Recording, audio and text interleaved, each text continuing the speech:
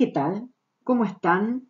Nos reunimos para dar comienzo a la tercera y última parte de esta clase que analiza los procesos de construcción del Estado-Nación como forma política predominante que expresa las nacientes y consolidadas hacia mediados del siglo sociedades burguesas. Y lo hacemos recordando la polonesa de Chopin y con esta imagen de Guillermo I, ya designado emperador de Alemania luego de una serie de contiendas de guerras internacionales.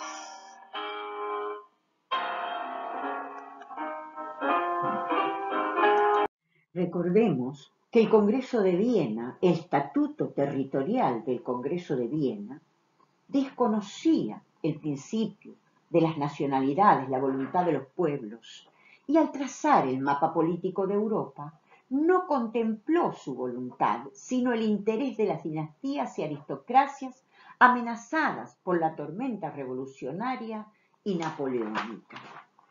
Entonces, la lucha se volcó a conformar sociedades dominadas por la burguesía que poco a poco dejaban de lado a sus socios anteriores, es decir, a los sectores populares que se habían movilizado junto a esta burguesía para lograr los cambios políticos, sociales y económicos.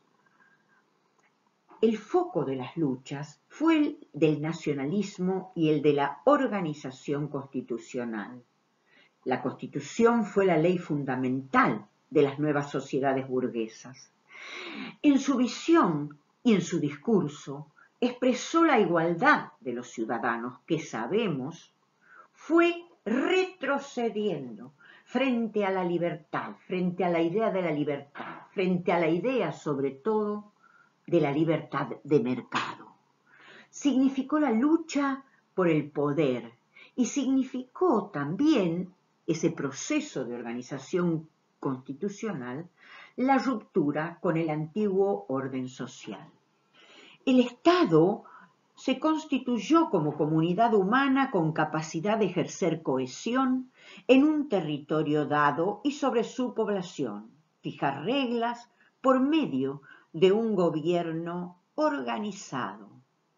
Se impuso como forma de poder, como conjunto de órganos legales para la creación y aplicación de las leyes. Asimismo, se disfrazó de nación como toma de conciencia colectiva por parte de grupos reunidos por su voluntad o por la fuerza, que experimentaron la acción cohesionadora de la vida en común.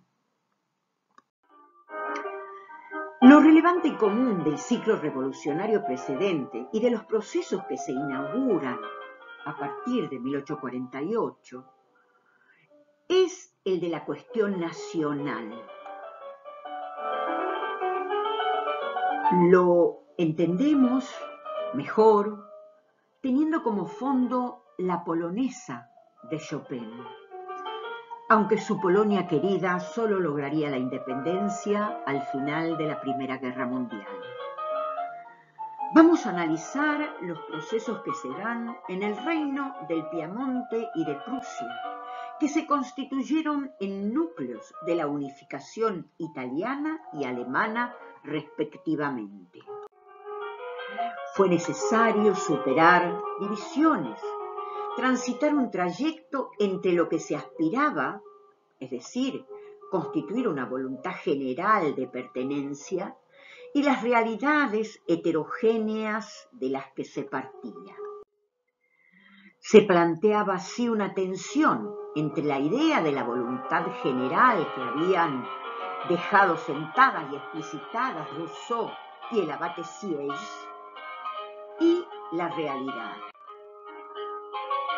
Esto suponía que había que realizar dos operaciones: la búsqueda de anclajes de la imprecisa voluntad general y la construcción de una voluntad general a través de mecanismos unificadores.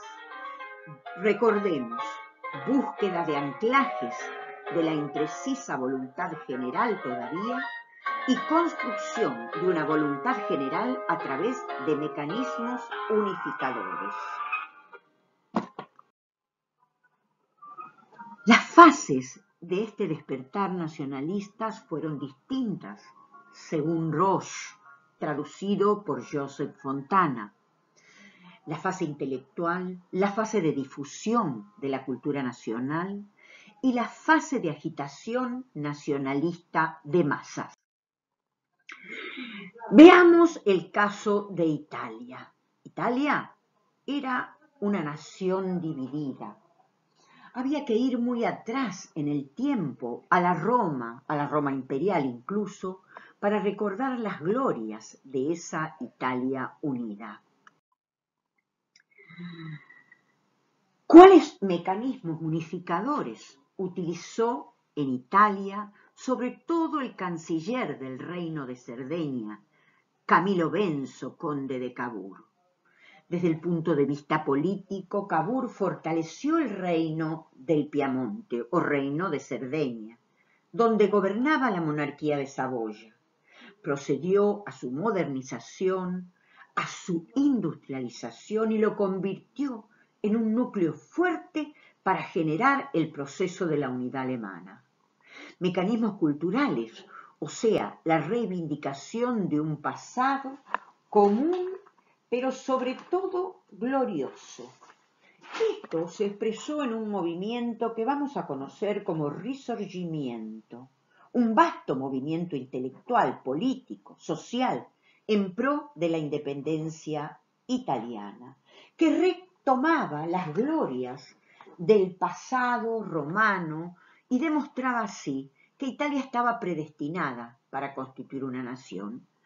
Lo que me interesa destacar son los mecanismos diplomáticos, porque fue a partir de la participación en conflictos bélicos cómo se obtuvieron los enormes beneficios territoriales que terminarían dando lugar a la unidad italiana, a la unidad de Italia. Estos beneficios territoriales fueron conseguidos a costa de sangre, sudor y lágrimas, en conflictos, en contiendas internacionales, que contaron con el apoyo de extranjeros como el emperador Napoleón III de Francia. Sucesivas guerras lograron que Víctor Manuel II de Saboya se convirtiera en rey de Italia en 1861, mientras que su canciller moría poco después sin poder saborear el triunfo. Al lograr la unidad, se rompieron relaciones con el Vaticano hasta 1929, ya que el Papa no aceptaba la primacía del reino de Cerdeña. En el caso de Alemania, observamos que esos 39 estados se encontraban tensionados por el enfrentamiento del Reino de Prusia y del Imperio Austríaco. Quien llevó adelante la unificación fue el canciller Bismarck del Reino de Prusia, un Juncker militarizado que garantizó no solo la modernización del Reino de Prusia a través de una serie de medidas muy importantes que favorecieron esta modernización, sino también a través de mecanismos políticos y culturales. Es decir, se fortaleció el Reino de Prusia, insistimos en ello, y se exaltaron los elementos identitarios comunes a través de un nacionalismo que se apoyó sobre todo en el folk, en la cultura común. Y por supuesto, también en el caso de la unidad alemana, se contó con mecanismos unificadores diplomáticos, es decir, una política exterior agresiva y sucesivas guerras europeas. En este mapa podemos comprobar cómo se fue expandiendo el reino de Prusia a través de guerras, de conflictos bélicos con sus vecinos.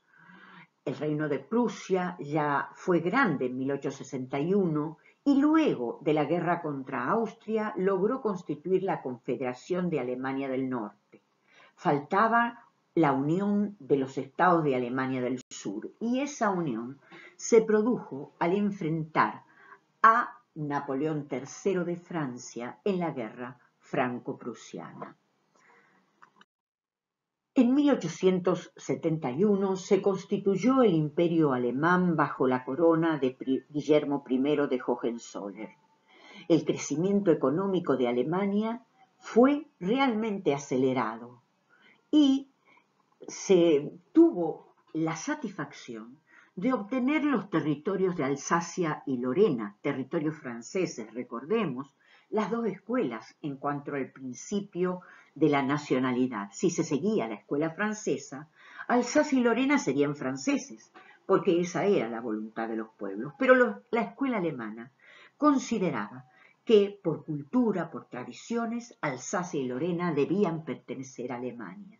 Esto fue fuente, sin duda, de futuros conflictos. Vamos a insistir en una cuestión. La nueva forma de organización colectiva fue el Estado-Nación, a partir de la difusión del nacionalismo como voluntad de participación en proyectos colectivos, como fuerza poderosa que surge de la adhesión a ideas. Objetivos diferentes usaron la misma herramienta. Y, como ya dijimos al comienzo, apelando al historiador francés Lucien Febvre, se trataba de la toma de conciencia del pasado común por parte de grupos reunidos que experimentan la acción cohesionadora de la vida en común. Me parece una definición muy importante para entender lo que fue el Estado-Nación constituido en el siglo XIX, que se impondría como forma de organización política dominante en todo el mundo. El Estado se identificaba con la nación y Joseph Fontana, al que también ya hicimos referencia, nos dice: pertenencia del conjunto de sus miembros a una colectividad con una cultura, una historia y una lengua comunes. A veces estos elementos se fueron construyendo después de la unificación. Sobre todo la cuestión de la lengua, la cuestión de la cultura, fueron nodales para generar la adhesión que se pretendía por parte de la ciudadanía.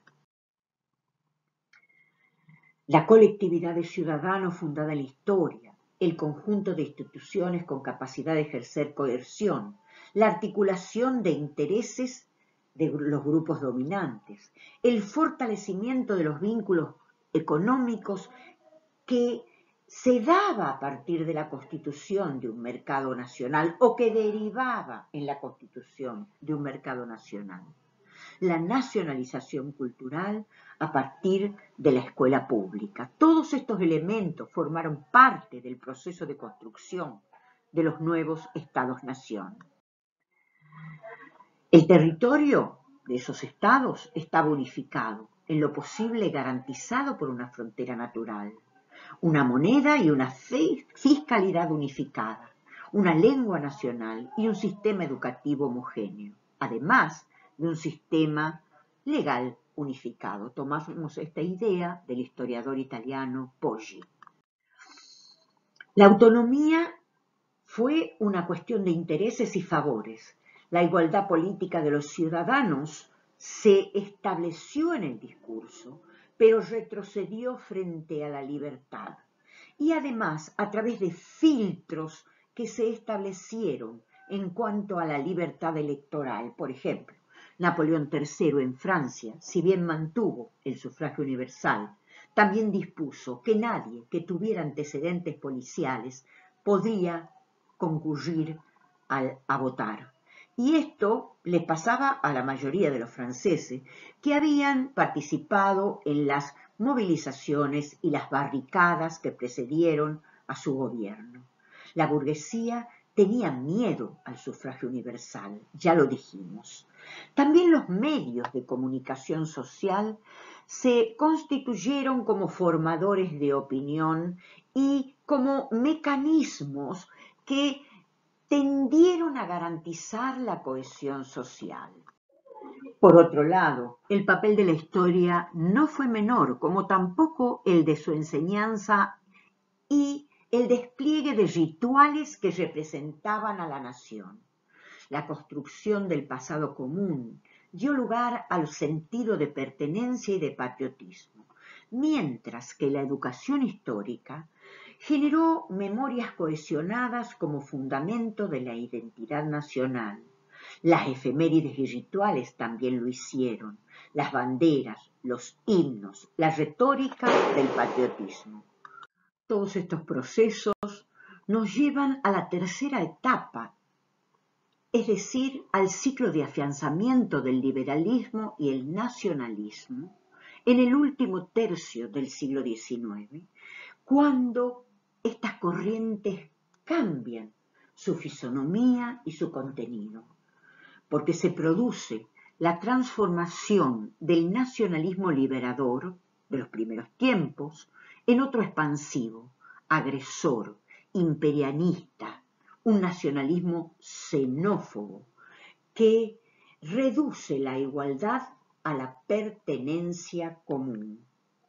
Lo escuchemos a través de la música de Wagner, que nos va a permitir entender de distinta forma cómo ese nacionalismo alemán va adoptando tintes racistas. La cabalgata de las Valquirias, que es lo que estamos escuchando, se transformó en un símbolo de guerra, en un símbolo de conquista, y acompañó el crecimiento de la nación alemana, no solo en el último tercio del siglo XIX, sino en un siglo XX caracterizado por su enorme violencia genocida. Así, en la clase que viene, ustedes van a analizar estos procesos imperialistas de transformación del sistema capitalista, de segunda revolución industrial.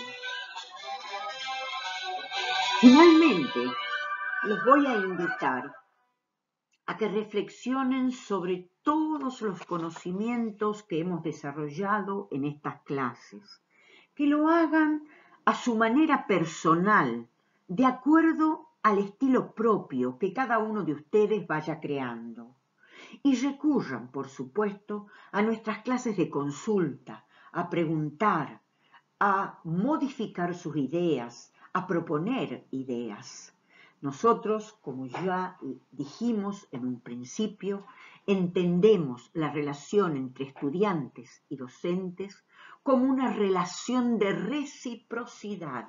Recordemos el aporte de los revolucionarios de Francia, como una relación de intercambio, como una relación de diálogo. Hacemos nuestro mejor esfuerzo, les dije en un comienzo, y estamos persuadidos de que ustedes también lo hacen. Muchas gracias por su atenta escucha.